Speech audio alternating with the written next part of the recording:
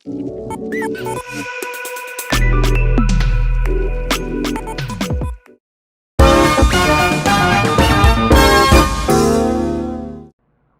guys, welcome to another episode of CB Podcast. Yes, this is our City Music Podcast Circuit Breaker Series number 2. Today we got Right. special guests with us. Yeah. Got Ma from Tonehouse. We got Ma from Tonehouse, man. Yo, what's up, man? What's up? Yo. Okay, I'm like representing Tonehouse. Alright. Okay, I don't have, but I need to get one. Represent you. Yeah. Right, Okay. so today we have Ma from Tonehouse Studios at Park Lane, Singapore, right?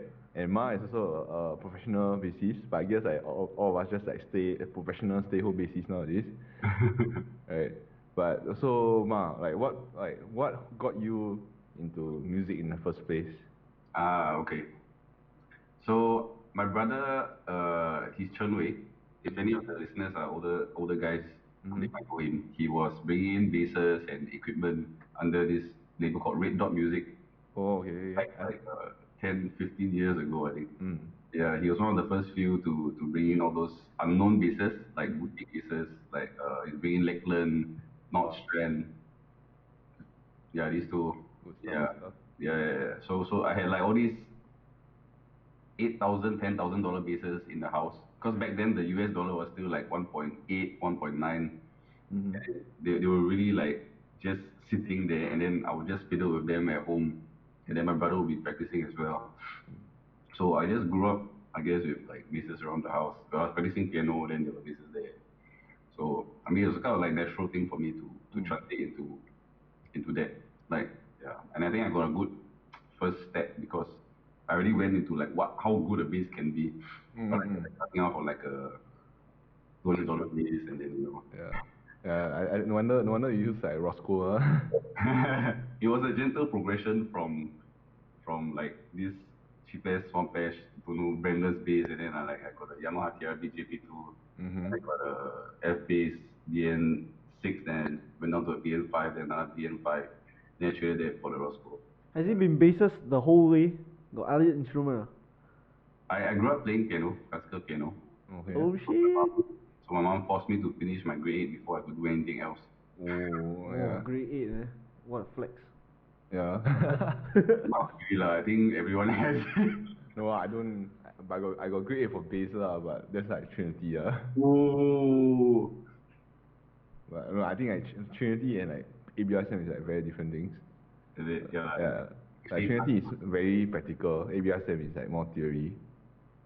Actually, I didn't really get a lot of things from, even after grade 8 piano, I was super clueless when it came, like, I was very clueless when it came to pop. I couldn't read chords, like, even to a grade 8 classical pianist, what's a chord? Like 1, 3, 5, maybe 7. Yeah, and then 7. your idea of extensions don't exist. Yeah, yet. that's true. Yeah. There's no such word in like classical. Classical, right. Because classical, you just read the target and you just play like the notes that are told. Yeah. When they don't explain to you how the chord sounds like, what chord sounds like, they don't tell Yeah, you. that's why I also find it funny sometimes when I hear people who say they are actually grade 8 pianists, and then Yeah, but they when don't I ask them to understand. sit down and play, then they need a score or something. Yeah, they must. Yeah, like we have an intern now, right? Sherry, then she just like she can only play from score. Yeah. Yeah, that was me. That was as far as grade 8 piano gets you. You just look at the score in front of you, you replicate it, and then. Yeah, but sight reading is still magic. Yeah, sight reading. Okay, sight reading is a difficult ability in itself, lah. Right. So I think that you can't really group classical and like contemporary pop music stuff together because it's a different approach to music, right? It's a different approach. Yeah. And I think like it'll be best of both worlds is like people like dabble a bit in both lah to understand, like learn how to sight read, right? I agree. And perhaps one of the most beneficial things I feel for classical lessons, right, is that if they look at the score and then they break down everything into chords, which I think sometimes they do, but like into chords, like into pop chords, they break down classical score and pop chords, and then you see how they arrange the notes in that score. I think that is super beneficial because actually classical music is very, very complex Yeah, that's right, that's right. Wow. Like book like voicings for chords. I think that's why people go to music school to learn. Yeah. Yeah. But okay, I have a confession. I can only read bass clef. I can't read treble clef, bro. It's okay, we don't have to, right? I mean, like, I don't, like, nowadays, like, no one really gives, like, Taoge scores already. But, like, cause yeah, I just, like, didn't really, didn't screw up, but I didn't really, like, learn treble clef. But I really should, especially now that I'm staying home, I should, like, take the time to, like, force myself to learn how to sight read treble clef. And you use it to play the flute? Nah, but I think it's like sometimes you look at scores like sometimes you want to transcribe stuff, and sometimes they only got like, especially like you read at piano scores, Yeah. then you can't read the treble clef, then it's like wow shit. Then it's like it's easier to like figure out the melody also. I learned grade 1 only. Halfway there I quit already. I didn't even take the exam. Yeah, it's like no my family is like no there's no music in my family, so like no piano no nothing. Is Then it? like my only background was recorder in primary school. Oh my god, recorder. Good times, Yeah. man. Good times. And the thing, the click clack one, what's it? I don't know what's that thing. Castanets. Yeah. Oh yeah, Like That's you all I in remember. primary school, right? Like so like they got music exam, right? Then I went to learn the Titanic song on the recorder just to flex. Oh. Yeah, just to flex, man. Wow. But I cannot. You want me play now? I cannot really. So Ma, yesterday I heard from Jace that you actually studied law. Oh yeah. How do you get there? How did I get there? Yeah, no luck, man. Just no, I'm just kidding. But I actually I wasn't so smooth sailing for me. I was I got L1, my L1 L5 was 12. I wasn't like a great student. I wasn't like those like 6 point students. Not like those 4 point students, right? We know all those guys, right? Yeah, better than me. Better than me. No way. My alpha is shit. It's okay, but so after that, I went to JC and actually retained 1 year because I took science stream. Yeah, so it was bad because I didn't know what was happening in class and I am just not science inclined. Yeah. So my first year grades was UES. Wow. Okay. U is the worst grade you can get. Yeah, U is the worst grade in JC. It just means you're so bad you just fail. It's like ungraded so like it's so bad they didn't want to bother. Yeah, there's no grade. Okay. Yeah, so I retained that. I switched over to art stream. Then I did much better after that. So I managed to make it to SMU law lah. And I guess the next question will be why law, but it was not really a super conscious choice. It was more like because when you took arts in JC, you could only take those fluffy subjects like business, FASS, Yeah. economics, what else? Psychology. Psychology is not FASS. Yeah, Right. psychology FSS. It's under Yeah. FSS. So I just took the least fluffy one. That's really just it lah. Nothing. No real reason. Okay lah, I also don't like it. I study interior architecture and design. That's what you say is right. It's not a conscious choice when that kind of thing happens. You know, I mean, I studied computer science so but here I am. Yo, what's up, man? Yeah, I studied computer science. Here I am. I'm more surprised than you guys are, man. I'm an architect, yeah. Architect inside the music shop. Nah. I am in city music tech support like actually really am Actually, that's why layout is quite nice. Is it you do one? Yeah. Ah, really? Sorry, what? For city music, the layout he do one. Oh no. As in the website Yeah, website is like we have a host and then we just add our elements in. Yeah, no. The layout of the shop. Yeah, no, that one no. The currently, I mean Elvin got input right, like on the current layout, like when we were redesigning. No, not even me. Oh yeah, but that's true. Okay, cause our big boss wife is actually a legit architecture. So, Oh. They're real architect. real architect. So she makes all the choices. She made a lot of the choices, I think. Who's the real boss? Wait. Yeah. So I don't know. I guess like brief history about City Music, right? We are a family business. I mean, we are not in a family lah, right? But we are family, right, Elvin? It is a family business. Yeah. Right. Currently I mean, like, I think most people see our two directors, right, Ying Long and Sing Long, the two brothers, right, our bosses. Then but the owner and founder of the company, Willie Ho is their father. Willie Ho? Yeah. Willie Ho? Willie Ho? Yeah. So You see him in the showroom sometimes. Yeah, sometimes you see him in the showroom right? So he's a big boss, right? And he's the founder of City Music So like we owe everything to him Oh. Yeah. So he's two sons? Yes. Yeah, the two of them. Sing Long and King Long. Ying Long. Yeah. Ying Long. And now effectively the two sons, the brothers run the show lah. Yeah. Sales director and marketing director. Oh, I see. So that's what's happening there. Yeah. So, but we are all like family there, right? I see. Yeah. But do they only do City or like do other things also? I mean, there's also our Malaysia side the CK Music. CK? CK. CK Music? Yeah, that's the Malaysia branch. KL. Yeah. How's it doing? It's not bad, but like Malaysia Now also locked down with us Yeah. But like the products there a bit different from what we have here Cause like, for example, Martin Guitars is not under us in Malaysia. Oh, different distributorships Yeah. So slight differences but we still have like KORG, Black Star, Hardkey, all these. I see. Oh, that's cool, man. Yeah. So it's like if you see like if you buy something from City Music, you see a plastic bag, right? Like one side is City Music, the other side is CK Music. Oh. One here. Oh, I never knew. Yeah, so that's why. Yeah. I'm quite really City Music managed to survive the Sweeney tyranny. I think like there was one point in time where Sweeney got very aggressive, right? Then they bought over like mono from you guys. They are still Yeah. So the thing is like I think like back then, I think this is before I started music mono like brought in by like mono line 6 all this was brought in by City Music. Yeah. Right. Then after that like Sweeney straight out bought mono, like the company, so Sweeney owns mono. Yep. And then like Yamaha bought line 6. Yeah. So like we do not own those distributor rights anymore Yeah. But then like I guess like we diversify like so like we don't have mono, so we got distributorship for Reunion Blues. Yeah. Like which I have like multiple of, like one here. I have one too, mate. One inside the cupboard. Blues.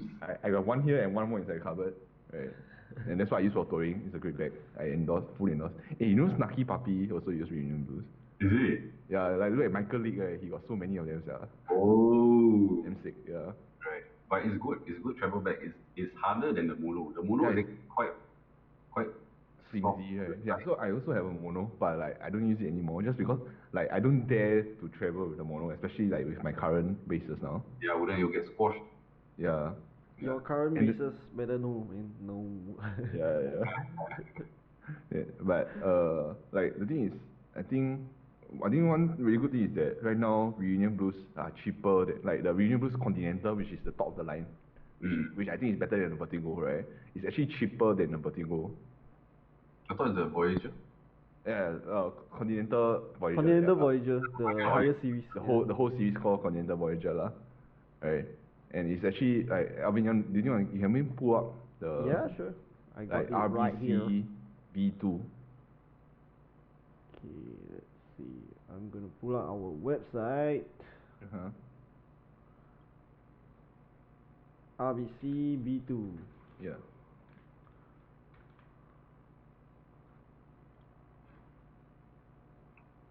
Right, so that's what both Ma and I are using for our bases. It's a crazy good bag, and there's a lot of storage space. I think that's the biggest thing for me. B4, sorry. The base one is B4. Yeah, storage space, man. Like, you see, so my mono was the new Vertigo, right? So the zip is a slanted one, so like there's no storage space at all. Yeah. Like you put one laptop in, you put one strap, and then like you got barely space for any cables. But then like it doesn't fit anything, man. Yeah, man. But like the Continental, right? There's like front pouch and there's like the back pouch also. Yeah. So much space, right? But I guess like I think like one thing is like we are constantly like updating our lineup or stuff. Like we want to keep ahead of the trend, right? Like where we think like the next step in music is. I think that is like we were one of the first companies to like really like focus. So we used to like do acoustic pianos. Like we started out doing acoustic pianos, right?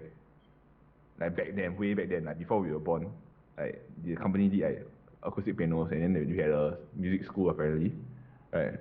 But then like when the boss, like the current generation, like the brothers took over, then like we started to diversify into doing digital pianos because that we see, you know, it saves spacing, like it saves space saving, and then like there's no need to tune, and which is why now you don't see us doing any acoustic pianos now.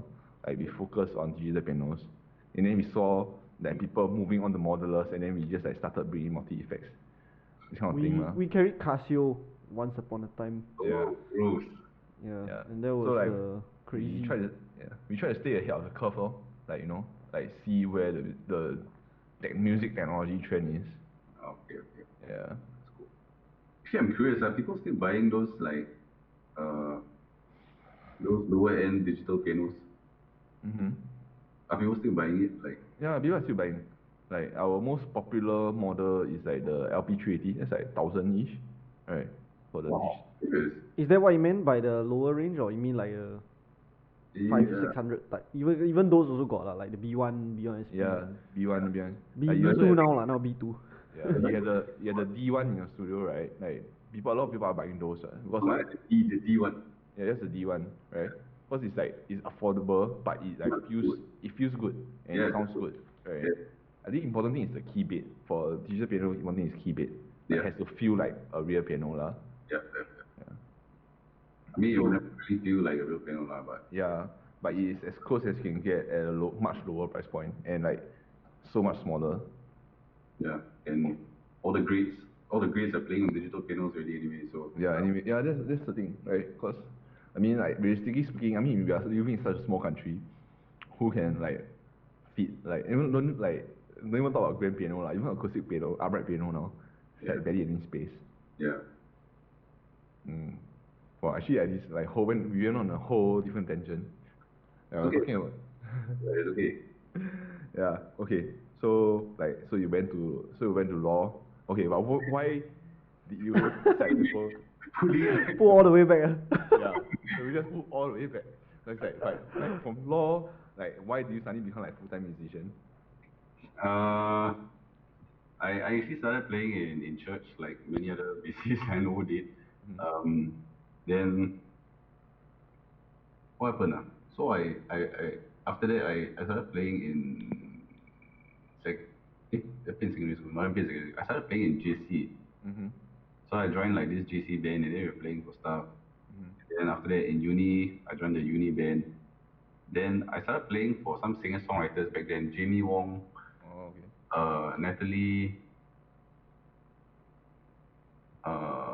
Jessica Rawan, Mm-hmm.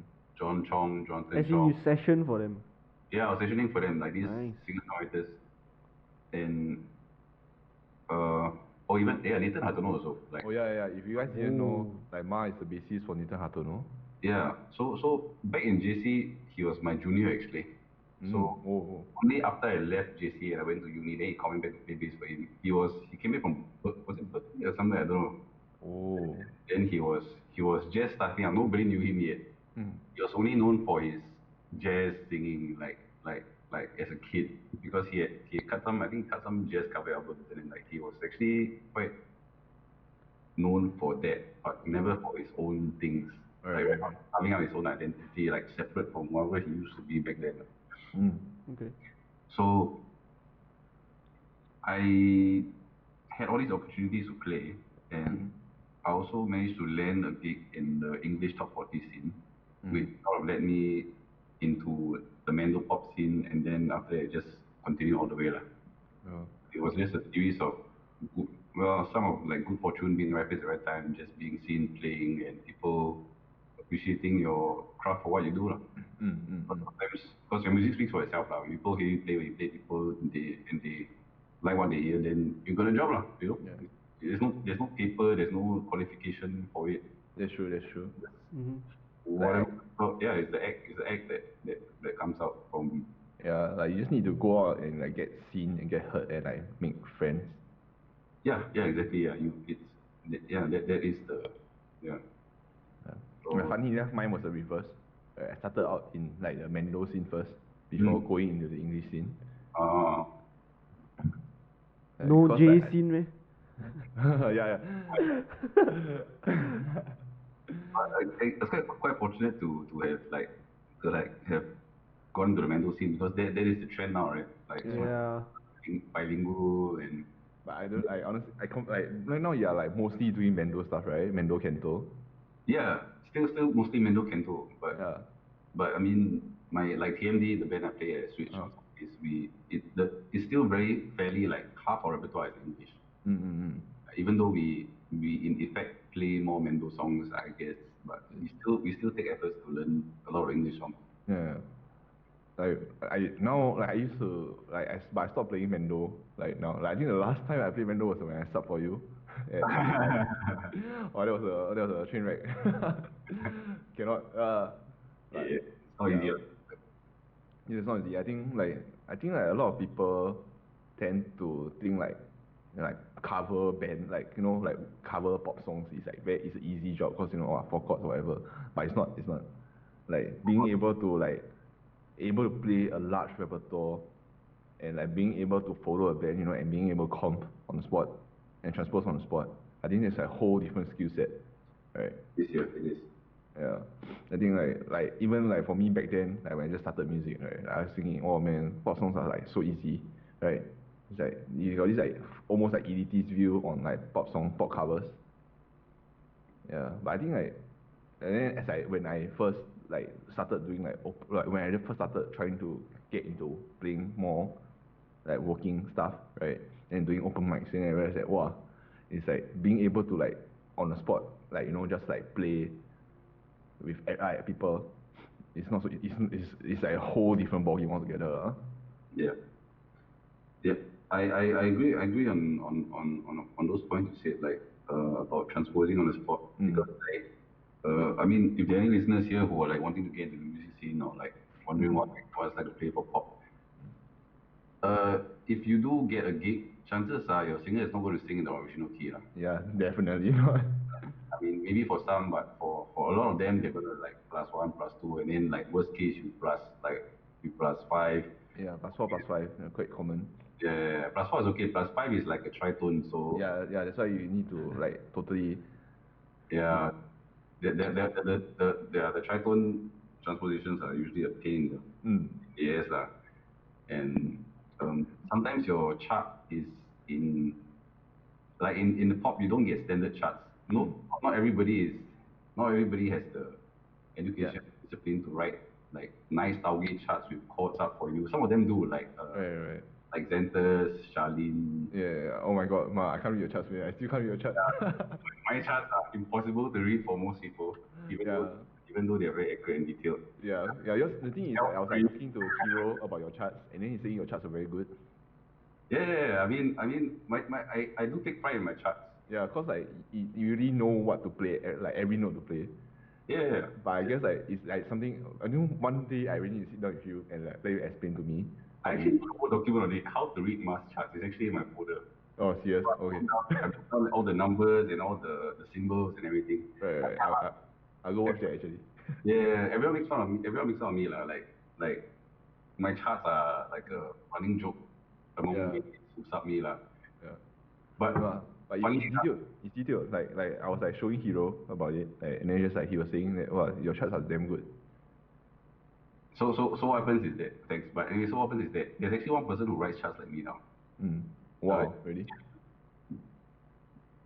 Jelling. You know Jelling? Yeah. Yeah, so she's this girl bassist that used to be my regular sub at wherever I go lah. Before that was true. So she actually adopted my system of charting, and now I have to say I'm extremely pleased. Like when I don't have a song, right? Then I open the folder and the Dropbox and I search, and then I see a chart that looks exactly like mine. It's written by someone else. Wow, nice. Do you have an Yeah. example that we can see? Yeah. Okay, I got. I think this can pull up one of my charts. I remember him telling me in the showroom how he was he don't know completely don't know how to read your chart. No, it's like, but I guess like, cause everybody got a different way of like writing charts, Yeah, everyone has different ways of writing charts. Yo, Especially wait. in the Samsung scene, it's just like every chart is different. Yeah, and like I think like it's a you need to be able to learn. I guess, and like I think like recently you asked me to help you like take over a place, right? And then it's like all Canto, all manual Canto, and then it's all numbers, and then I realized I can't read numbers. Yeah, Gen charts. Okay. Cannot, what's it called? Yeah, it's called Tempo, right? Yeah, the Taiwan. Yeah. Yeah, need to. I can't really open it now because I'm stupid. I can use my iPad. Yeah, I'm trying to like get my iPad to work. Cause I actually like download a different application and then now like you auto open. Is it on that app that you always use, Jace? Console. Yeah, you know, it's actually a text. It's a text. Oh, it's a file. text. Like mass charts are text files. So. Okay, name me a song you want to know. Okay, I got it. I got it. Wait. See. Right. Okay. So wait, can you see? Yeah. Let me just switch my screen first. Right. So this I don't know if it's a bit glare lah. It looks like code. Yeah. Can't see it. Yeah. Okay. It's for 24K magic. Okay. Right. Okay. I see it. Yeah. I see. My chart lah. Yeah. Masan is see. Yeah. What is going on there? 17113. Are those like tabs? So the numbers are like notes for the chord. So each chord has barrings and numbers, and each of the bars is a beat, kind of thing. Yeah. Oh. Yeah. So like they are just like Got circles some more. different. There's just like so many different styles of like people charting, right? Some people just write numbers, right? They just write like the chord numbers. Yeah. And then, especially if you play Mendo, then they'll just tell you numbers, and then you're just like what's going on? And then so it's just like it's like remember the Chinese style of like the Chinese system, right? It's just like numbers, and it's just like 1 2 3 4 5 6 7, right? And then there's like a dot below and dot above, and then it's just basically a diatonic, right? It's just a diatonic like thing. So it's like your 1 is like, just think of it as a major scale lah, right? And then you just play accordingly lah. Yep. So yeah, so there are so many different things to do, like to learn to be able to be a competent like working musician. Yeah. Well, okay, so I went off tangent again, but I don't have a lot to contribute because I don't play live. I play at home for fun. But you play great though, like I think. Anyhow one like if you want to hear some of the Elvin's arrangements, like I think like recently we had a Pokemon, like I did a Pokemon video for our tuners and metronome, Pokemon tuners and metronome. Oh, I think I saw it. Yeah. So the metal cover, yeah. That was an arrangement that was sitting in my computer for a long time that I didn't do anything with it. Yeah, but like I love that arrangement so much. Nice. And I'm so glad that we finally got that arrangement out. Where can they see it? Yeah, you can see it on like. Now it's on our Instagram, City Music Instagram. Yeah. Look for the Pokemon, the Pikachu, like the Pikachu, short Pikachu face. Nice. Yeah, then hopefully we can like make more arrangements soon. Like let Elvin's arrangements see the light of day. Because like I think Elvin's comes with some like really sick arrangements. My arrangement now. The SV2. I realized that your price Shout out to tag is still SV2. on it. The price tag is still on the SV2. Yeah, I never removed. The new arrival tag is also still there. We loan because now the shop is closed, so we borrow stuff back to like create contents, man. Yeah, like this microphone. Boring. City Music has been like the best supporter of Tonehouse. Like they just like lending me stuff all the time. Hey. Yo, so near. Yeah, so near. So it's just like, we let you sample our stuff, and then people like like the stuff at your studio, and they come over and buy. It's a win-win situation. Happened yet? Has that happened yet? Yeah, it has happened, man. It's a mutual thing. Then like like people try the Vox MV head in your small room, right? Oh yeah, the small one, right? Yeah, and then like they said, wow, this one sounds good. Then come over and buy. Then tell me, oh, cause like they try at Tonehouse. Then like it's like so small and so cheap and so good. Oh, serious? So people have been going to buy stuff that they try. Yeah, like and like the Zoom L12, right? I have people coming. Yeah, L12 also, the mixer Serious? also. Yeah. Quite a hit. Oh wow. Yeah, so it's like it's like yes, I mean like I'm like we don't mind helping you cause we are friends, right? But it also works out for us. I didn't know that you guys were selling stuff that they've been trying. Yeah, I always thought that I was just being selfish and just borrowing stuff, and I No, wasn't no, sure. no, no, no. It's Actually, like there's a benefit to it lah, right? I mean, Yeah, of because course, at your site there are like actual musicians who are using all this equipment, and yeah, yeah, it does work out. yeah, oh, but I'm glad that it translated to sales for you guys. Yeah. yeah. I think like that's my whole artist relations outreach kind of thing, right? Cause like the thing is like we have all this gear, but if no one knows about it and no one uses it, sees it, no one plays it, right? Exactly. Then they won't want to like they don't know how good it is, right? Yeah.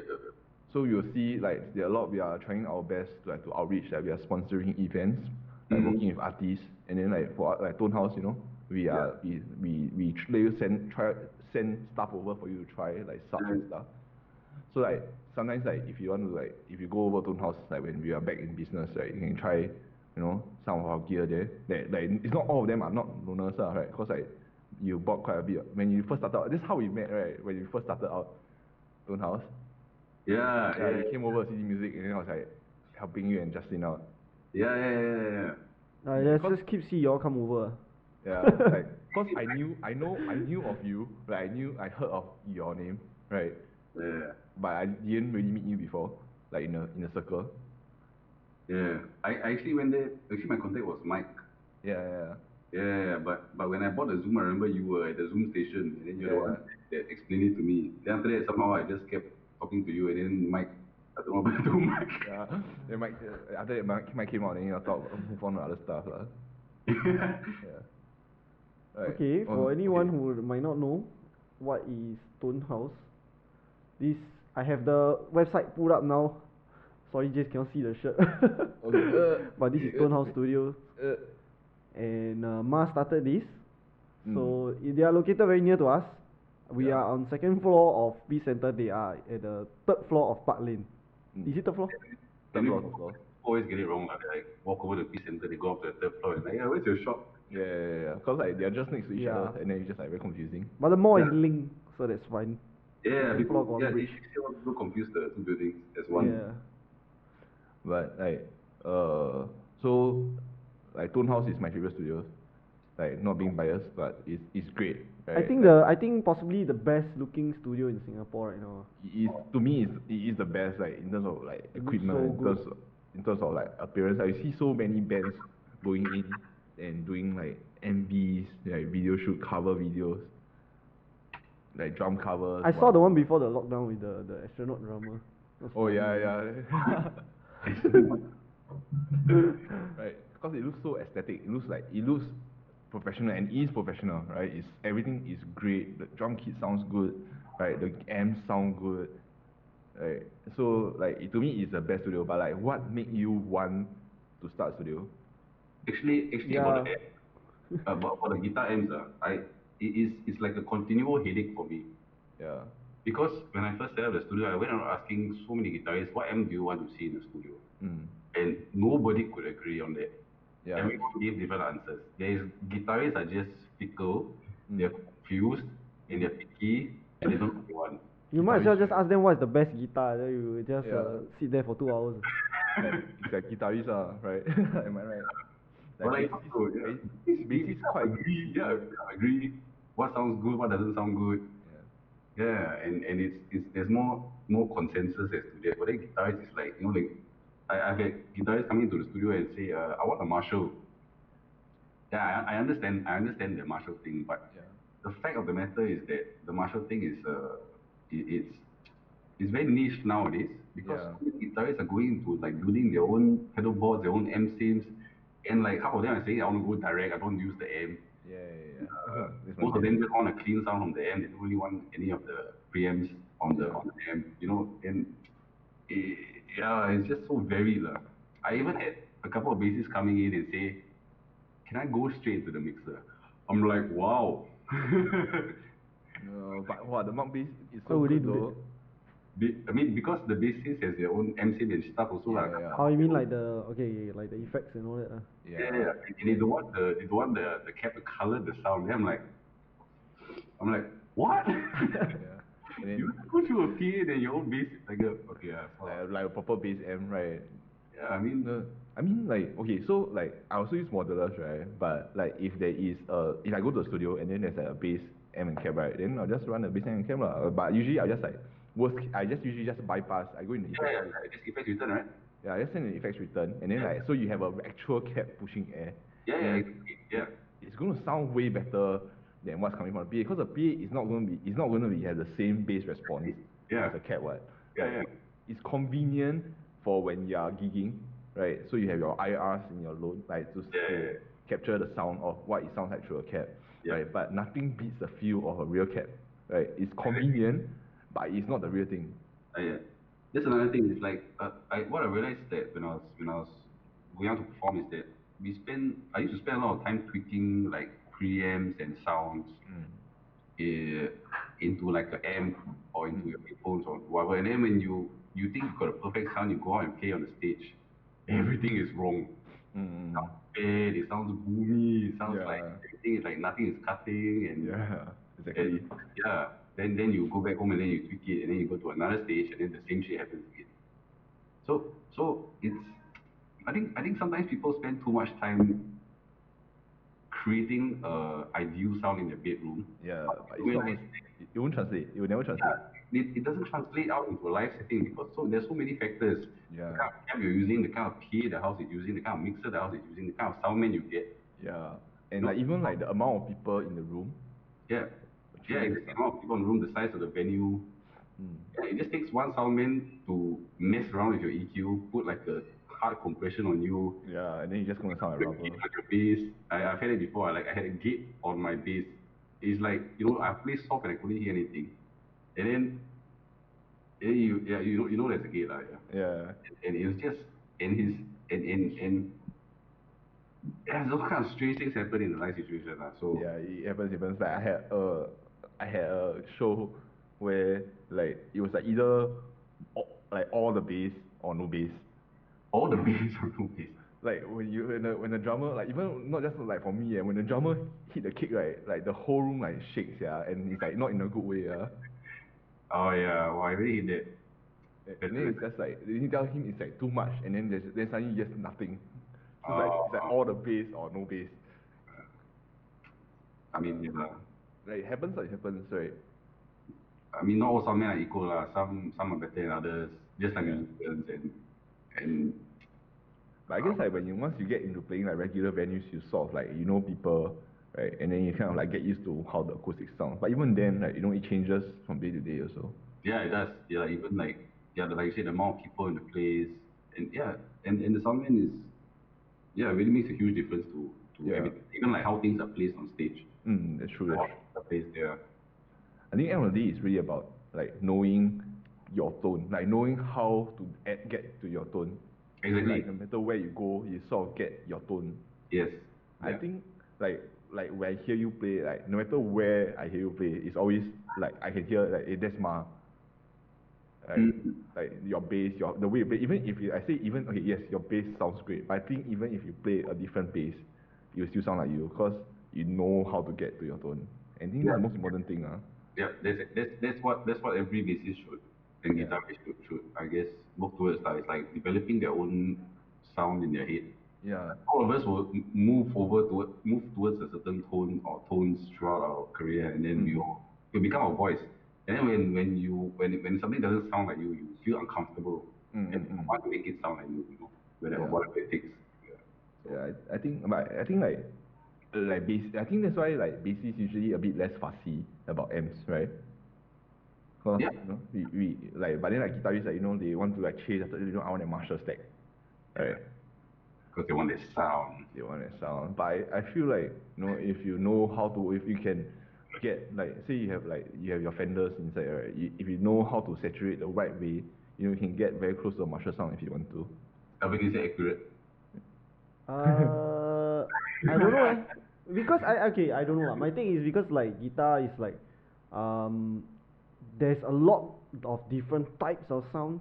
That is true also. Right, there is like from just clean all the way to like super heavy distorted stuff. And then like depending on that, there's like whichever like M you want to get, or you know. So that's why you get different answers, because primarily people are interested in different types of music. But I guess for bassist is a little bit less, you know, not so wide spectrum of sound. Yeah, I guess so. Like also like rarely do bassists distort their tone so much, right? Yeah. Like I think there is a bit Because what more. kind of drive also, like, I don't need to say. Actually, I will have to disagree there. I really enjoy my dark glass now. Yeah, your dark glass is the best. It's not. What do I have? The B7K. 7K, yeah, you got the B7K.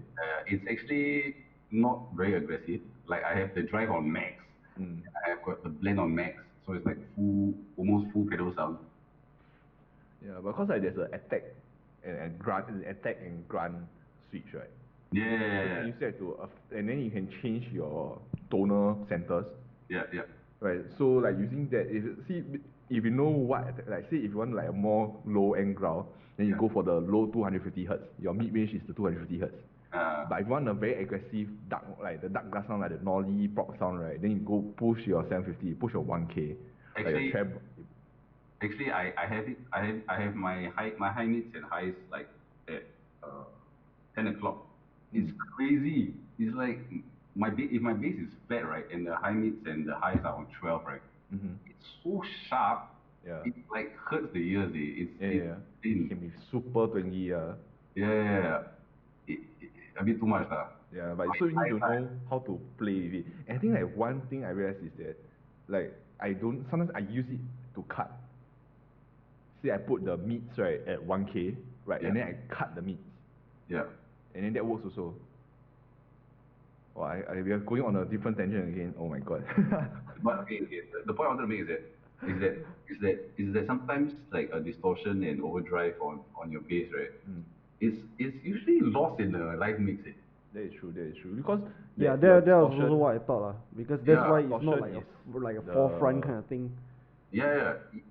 It will get confused with the guitar. So if the guitars and the bass are distorting at the same time, chances are you're just going to hear the low end of the bass and then the distortion on top, and you won't hear that the bass has distortion on it. Because I've tried so many settings on like overdrives and all that, right? And I think it sounds fantastic, like on stage, like I'm like killing it. Then I go downstairs and I ask, can you hear my overdrive? Like I ask a legit guy who actually knows what he's talking about. And then he says, can't really hear. Then I'm like, wow. Like how I mean it's like because like we are so used to hearing like just the low end of bass. Yeah. So like when you hear overdrive, you just don't think it's bass. Yeah. Especially when there's so much highs really in the room. And just sad. Probably only work in like a track setting. So I think like I parallel like distortion parallel distort lah. So like I have a compressed low end and then a distorted high end. So that sort of works for me. But then it really depends on the situation. You still using the Helix? No, I'm using right now. I sold my Helix. He's using my X8 now. Yeah, I sold Alvin's SFX. Using SFX? Yeah. Holy. It's just an AX8 lah, but like cause I buying the newer DSP Quad Cortex. So but then like only ship in September lah. So temporarily I using an SFX. Crazy, you're ringing it? No, I pre-ordered myself. He ordered himself. Yeah, but then I think like this just goes back lah. Like you need to know how to get sound. What is your sound? What kind of sound you like? And then you need to work like know what affects that sound. Right? How do you derive that sound? So like no matter what amp you use, you can get very close to what that sounds like. Yep. But then again, like if they really want, I think next time we lend you some Black Star amps, and then you can try. Like because like Black Star, they were from Marshall. Like the people who started Black Star, they were from Marshall actually. Oh, is it? Yeah, so you can actually get a Black Star to sound like a Marshall. So like there's a ISF knob, right, the infinite shape feature. So if you go all the way left, right, it's a US sound. So it's like very Mesa Boogie sound. And then you go, so it's it's like more high mid, more tighter sound. And then like if you go all the way to the right, it's a UK sound. So that's a Marshall sound. So it's very dark sounding. So I will lend you some Black Star amps, and then we'll see what people say. Sure. So guys, next time if you want to try some Black Star amps and in a live band setting, I mean you can come here and our shop and try. But if you want to try it in an like a band setting, right, a live setting, right, go to book a session in Tonehouse and go try it. Yeah. You actually, if you guys want to try anything, just let us or Ma know. Then we will just send over. Yeah, we can walk in out. Like we can just walk over. Like you want to try things in a live setting, right? Say like maybe you want to try our subs, or you want to try our PA in a live setting. Yeah, partnership with Tonehouse. Later you get 1 call, 2 calls every day. Hey, later I got a session at once. Can you bring this over for me? Yeah, but I mean like must be reasonable lah, right. The interns will do it. The interns will do it. Our cheap child labor, what? Actually, this might be a good thing. I can put it on my Instagram also. Now I can say like there's a running partnership with City Music. Anything you want to try City Music, you can just tell them and they'll bring it over for your session. But no, I think like like if it's a reasonable request, right, we can definitely work things out lah. Or I could like put a minimum number of hours, like minimum 3-hour living room session, like that sort of thing. Oh yeah, that could work out. That would be cool actually. Yeah, or like minimum, or like let's minimum 3-hour bookings in general. Okay, we'll discuss this in private next time. That's after this entire CB period over. Oh,